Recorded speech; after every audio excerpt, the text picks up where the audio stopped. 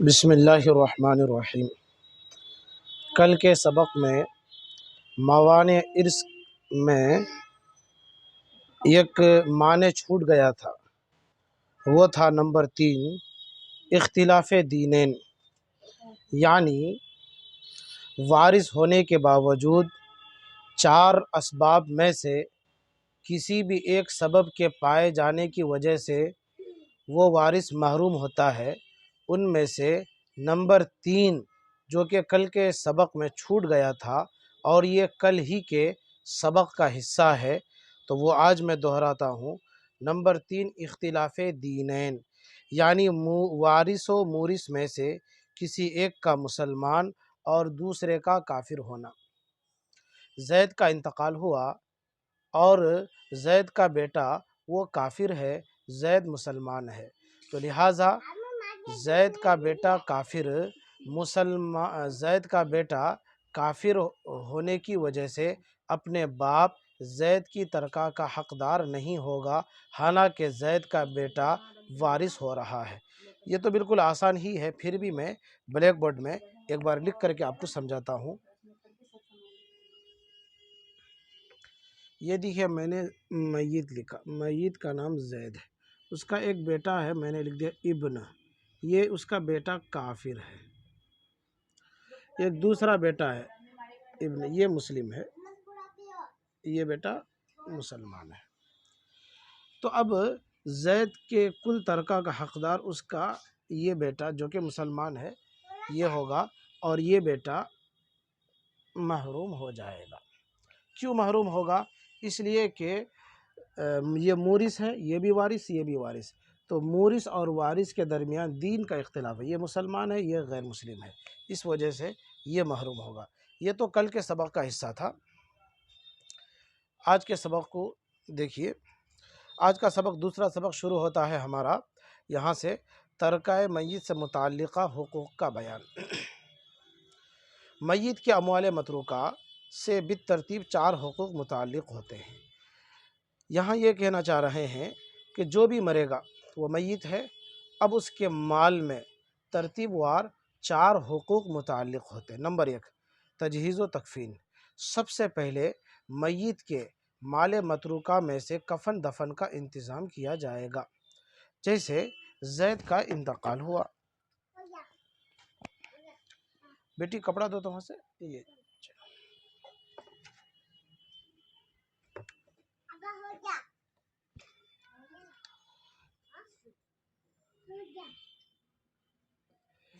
اس کا انتقال ہو گیا، تو کہہ رہے ہیں کہ اس کے مال میں سب سے پہلے کفن دفن کا انتظام ہوگا۔ پھر اس کے بعد دوسرے نمبر پر کیا لکھا ہے؟ قضائے دیون۔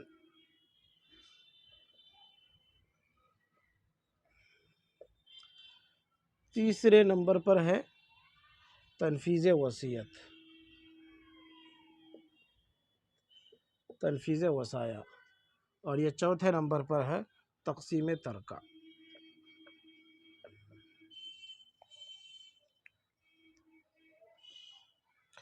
دیکھیے، تجہیز و تکفین، قضائے دیون، تنفیذ وصایا اور وارثین کے مابین ترکہ کی تقسیم۔ اس کا مطلب نیچے دیا ہے، آپ پڑھیے۔ یعنی سب سے پہلے میت کے متروکہ مال سے اس کی تجہیز و تکفین کی جائے گی، پھر بچے ہوئے مال سے میت کے قرضہ جات اور دیون ادا کیے جائیں گے، پھر بچے ہوئے مال کے زیادہ سے زیادہ تہائی حصے سے میت کی وصیت پوری کی جائے گی، پھر باقی مال وارثوں میں تقسیم کیا جائے گا۔ یہ تو میں سمجھایا، اب ایک مثال دیتا ہوں۔ مثال یہی ہے کہ یہ جو زید ہے اس کا انتقال ہوا، زید کا انتقال ہوا، اور یہ صرف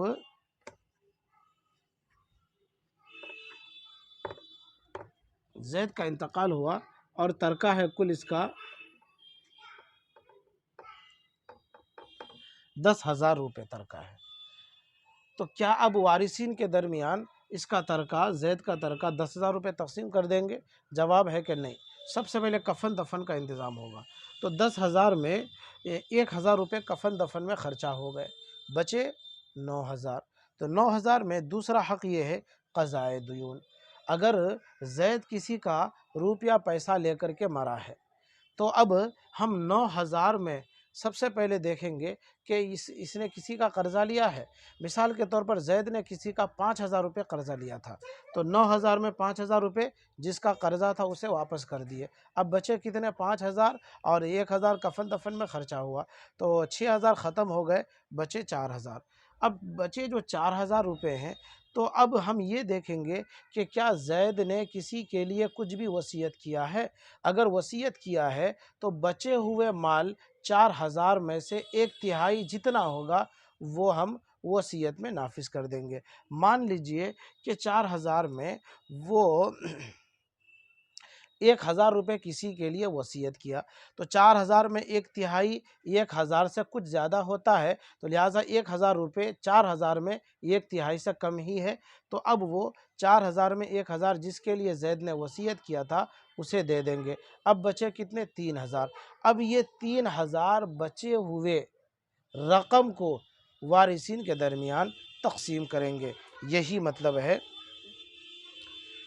آج کی اس عبارت کا کہ ترکہ میت سے متعلقہ حقوق کا بیان، یعنی سب سے پہلے میت کے متروکہ مال سے اس کی تجہیز و تکفین کی جائے گی، پھر بچے ہوئے مال سے میت کے قرضہ جات اور دیون ادا کیے جائیں گے، پھر بچے ہوئے مال کے زیادہ سے زیادہ تہائی حصے سے میت کی وصیت پوری کی جائے گی، پھر باقی مال وارثوں میں تقسیم کر دیا جائے گا۔ تو باقی مال وارثوں میں تقسیم کر دیا جائے گا کب؟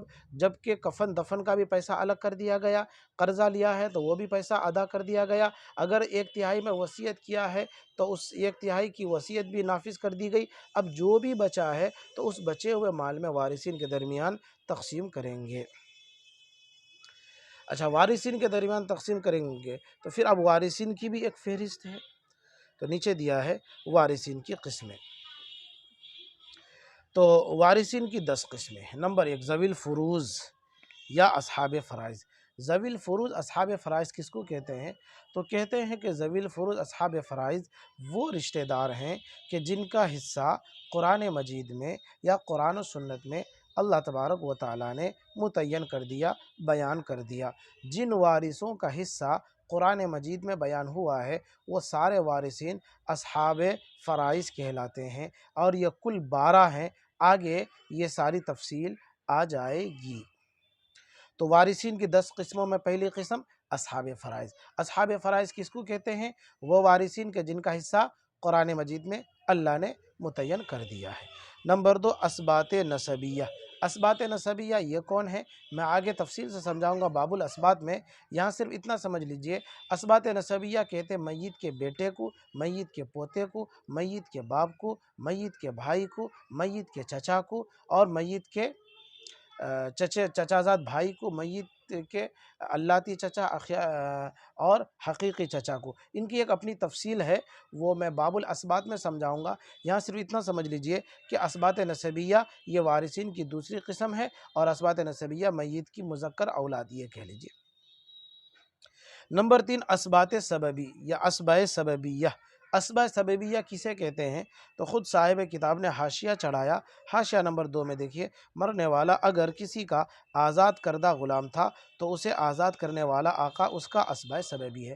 زید کا انتقال ہوا، اس کے وارثین میں کوئی نہیں ہے، نہ اصحاب فرائض ہے اور نہ اسبات نسبی کوئی ہے۔ البتہ زید ماقبل میں ماضی میں کسی کا غلام تھا اور اس کو اس کے آقا نے آزاد کر دیا تھا۔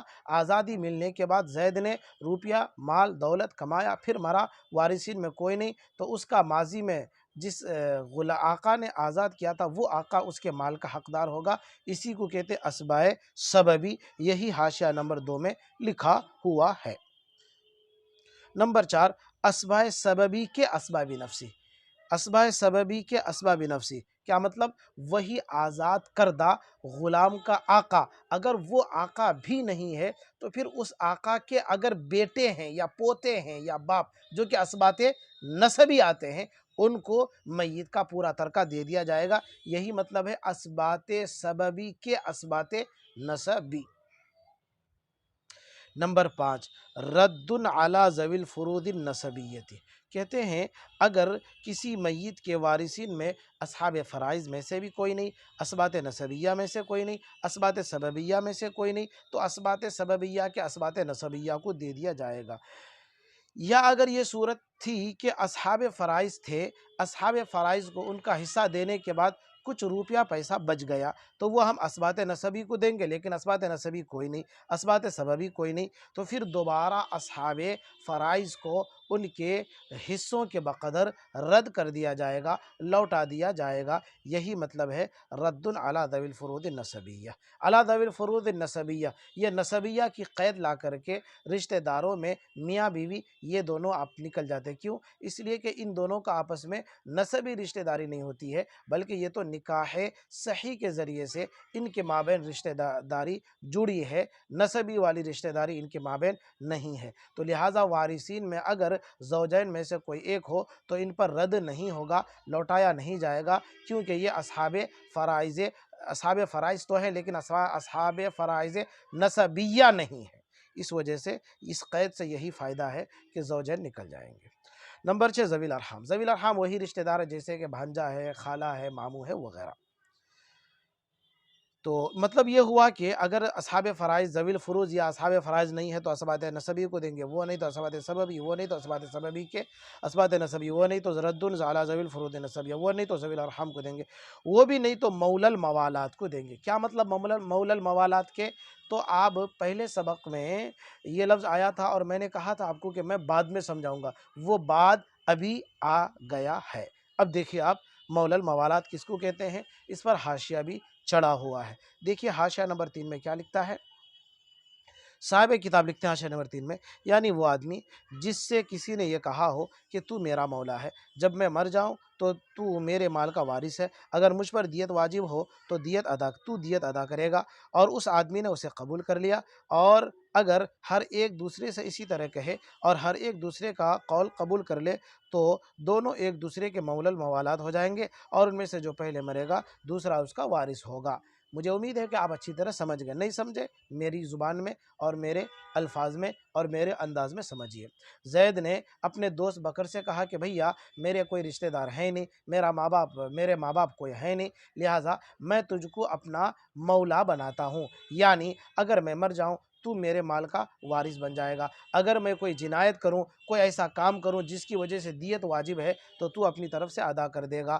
تو زید کے دوست نے کہا کہ ٹھیک ہے بھائی، میں آپ کے اس عقد کو قبول کرتا ہوں۔ اسی طرح سے زید کے دوست نے زید سے بھی ایسا ہی کہا، ایک دوسرے نے اس معاملے کو طے کر لیا۔ اب ان میں سے جس کا بھی پہلے انتقال ہوگا اس کے مذکورہ وارثین میں کوئی بھی نہیں ہوں گے، تو اب جو مولی الموالات جس کے ساتھ عقد موالات کیا ہے وہ اس کا وارث ہوگا۔ یہی مطلب ہے مولی الموالات کا، اور میں نے پہلے سبق میں آپ سے جو وعدہ کیا تھا کہ مولی الموالات بعد میں سمجھاؤں گا، تو مجھے امید ہے کہ اب آپ سمجھ گئے ہوں گے۔ اس کے بعد آئے مقر لہ بالنسب علی الغیر، یہ ہے نمبر 8، وارثین کی 8ویں قسم مقر لہ بالنسب علی الغیر۔ اس کا بھی کیا مطلب؟ تو میں تو اپنے الفاظ میں سمجھانا چاہ رہا تھا، لیکن حاشیہ جب موجود ہے کتاب میں تو دیکھیے حاشیہ ہی سے سمجھ لیجئے۔ حاشیہ میں کیا ہے؟ حاشیہ نمبر 1، یعنی وہ مجہول النسب شخص جس کو میت نے اپنی زندگی میں اپنے فروع یا اصول کے فروع کی اولاد بتایا ہو، اور اپنے اس قول سے کبھی رجوع نہ کیا ہو، اور نہ ہی اس کے قول کی تصدیق تکذیب دلیل شرعی سے ہوئی ہو۔ اس کا مطلب یہ ہے کہ زید نے کسی کو دیکھ کر کے کہا کہ وہ میرا بھائی ہے، تو وہ جو میرا بھائی ہے اس نے کہا، تو گویا کہ اس نے اپنے باپ کے ساتھ اس کا رشتہ جوڑا، اور اپنے باپ کو اس کا باپ بنایا، اور اپنے باپ کا بیٹا اس کو قرار دیا، اس نے اقرار کیا، اور وہ اپنے اس اقرار پر قائم رہا، اور اسی اقرار پر وہ مر بھی گیا، اور اس کی عمر بھی اتنی ہے جتنی کہ اس اقرار کرنے والے کی ہے۔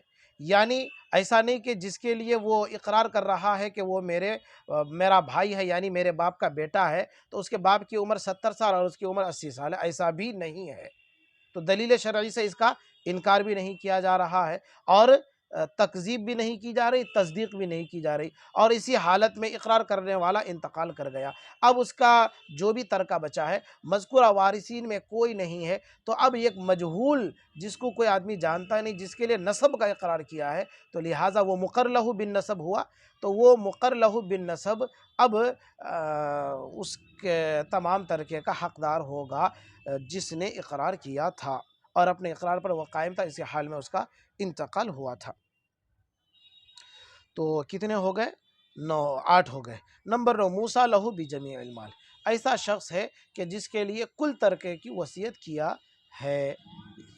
موسیٰ لہو بجمیع المال، عموماً وصیت، عموماً کیا شرعی اعتبار سے وصیت صرف بچے ہوئے مال میں سے 1/3 میں نافذ ہوتی ہے، لیکن اگر کسی نے کسی کے لیے پورے مال کی وصیت کیا ہو تو سب سے پہلے تو ہم 1/3 میں سے وصیت نافذ کریں گے، پھر اس کے بعد کوئی رشتہ دار نہیں ہے، مذکورہ وارثین میں کوئی نہیں ہے، تو پھر دوبارہ جس کے لیے کل ترکہ کے لیے وصیت کیا ہو، جس کو ہم نے صرف 1/3 دیا تھا، اب کل ترکہ اسے دے دیں گے۔ یہی مطلب ہے موسیٰ لہو بجمیع المال۔ دیکھیں اس پر حاشیہ بھی چڑھا ہوا، دیکھیں حاشیہ نمبر 2 میں کیا لکھا، دیکھتے پڑھتے ہیں۔ یعنی وہ شخص جس کے لیے میت نے پورے مال کی وصیت کی ہو، وہی بات جو میں نے آپ کو سمجھایا۔ نمبر 10، بیت المال، کیا مطلب بھائی بیت المال؟ تو دیا ہے اس میں، اگر بیت المال نہ ہو یا ایسے فاسق لوگوں کے زیر تصرف ہو جو بیت المال کا مال اس کے شرعی مصارف میں صرف نہیں کرتے، تو ایسے اموال عاجز فقیر کو دے دیے جائیں۔ اس کو سمجھو کہ زید کا انتقال ہوا، وارثین میں کوئی نہیں ہے، نہ اصحاب فرائض ہے، اسی طریقے سے دوسرے نمبر میں اسبات نسبی بھی نہیں، اسبات سببی بھی نہیں، اسبات سببی کے اسبات نسبی بھی نہیں، رد ذوی الفروض نسبیہ کے بھی کوئی ایسے مواقع نہیں، اسی طریقے سے ذوی الارحام بھی نہیں، مولا الموالات بھی نہیں، مقر لہ بالنسب بھی نہیں، موسیٰ لہو بجمیع المال بھی نہیں۔ تو پھر اسلامی بیت المال ہے، جہاں پر اسلامی خزانہ جمع کیا جاتا ہے، تو بیت المال میں جمع کر دیا جائے۔ اور اگر بیت المال ہے ہی نہیں یا ہے لیکن اس کا کنٹرول کسی فاسق فاجر گنہگار لوگوں کے ہاتھ میں ہے اور وہ صحیح جگہ پہ خرچ نہیں کرتا ہے، تو پھر اس صورت میں حاشیہ میں جو لکھا ہوا ہے اس کے مطابق یہ ہے کہ کسی مستحق فقیر کو دے دیا جائے۔ تو یہ ہے وارثین کی تقسیم، اور یہ کل 10 طرح کے وارثین ہیں۔ تو آج کا سبق یہاں پر مکمل نہیں ہوا، ایک بار یعنی سے اس کو بھی پڑھ لے، جو میں آپ کو سمجھایا وہی بات یہاں پر ہے۔ یعنی سب سے پہلے ذوی الفروض کو ان کے مقررہ حصے دیے جائیں گے، پھر بچا ہوا مال اسبائے نسبی کو دیا جائے گا، ورنہ وہ نہ ہو تو اسبائے سببی کو، وہ نہ ہو تو اس کے اسباء بنفسہ کو، اور وہ بھی نہ ہو تو بچا ہوا مال دوبارہ ذوی الفروض نسبیہ میں سے ان کے حصوں کے مطابق تقسیم کر دیا جائے گا۔ اگر کوئی ذی فرضی نسبی نہ ہو تو سارا مال یا احد الزوجین کو دینے کا بچا ہوا مال حسب ترتیب پہلے اسباء نسبیہ کو، پھر اسباء سببیہ کو، پھر اس کے اسباء بنفسی کو، پھر ذوی الارحام کو، پھر مولا الموالات کو، پھر مقر لہ بالنسب علی الغیر کو، پھر موسیٰ لہو بجمیع المال کو دیا جائے گا، اور ان میں سے کوئی نہ ہو تو سارا مال بیت المال میں رکھ دیا جائے گا۔ وہی بات جو میں آپ کو اپنے لفظوں میں سمجھایا وہی بات یہاں پر یہ ہے۔ تو آج کا سبق یہاں پر مکمل ہوا، امید ہے کہ سمجھ میں آیا ہوگا، نہیں آیا ہے تو آپ کمنٹ باکس میں ضرور لکھیں گے۔ السلام علیکم ورحمۃ اللہ وبرکاتہ۔